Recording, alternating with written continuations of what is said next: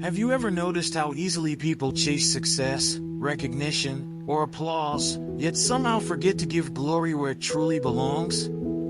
It's shocking, but even in our most faithful moments, we can overlook the one who holds every chapter of our lives in his hands.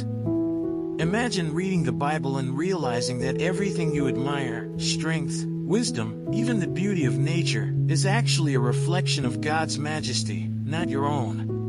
What if I told you that by ascribing glory to the Lord, you unlock a level of peace, power, and purpose that most people miss entirely? Today, we're diving deep, exploring truths that challenge the usual thinking, spark curiosity, and show how giving God his due glory isn't just right, it's transformative. Then, let's read the chapter together. Ascribe to the Lord, you heavenly beings, ascribe to the Lord glory and strength. Ascribe to the Lord the glory due his name, worship the Lord in the splendor of his holiness. The voice of the Lord is over the waters, the God of glory thunders, the Lord thunders over the mighty waters. The voice of the Lord is powerful, the voice of the Lord is majestic. The voice of the Lord breaks the cedars, the Lord breaks in pieces the cedars of Lebanon. He makes Lebanon leap like a calf, Sirion like a young wild ox. The voice of the Lord strikes with flashes of lightning. The voice of the Lord shakes the desert, the Lord shakes the desert of Kadesh. The voice of the Lord twists the oaks and strips the forests bare.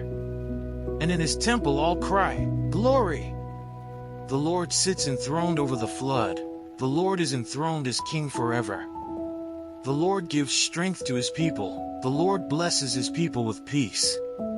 Let's say a quick prayer to thank the Lord for his mercy. Hey Lord, thank you for opening my eyes to your majesty and the power of your word through Psalm 29. Thank you for showing me how mighty your voice is, how every storm and whisper of nature points back to you, and how giving you glory changes everything. Please help me, Lord, not just to read these chapters, but to really live them, to worship you with my words, my actions, and my heart every single day. Guide me to notice your power in the little things, to speak your praise even when life gets messy, and to let your glory shine through everything I do. I trust you to help me apply all I've learned, and I ask this with a heart open and ready to follow you more closely. Amen. Now that we've explored the majesty of God, the power of his voice, and the call to worship him in awe, the real question is, how will you apply this in your daily life?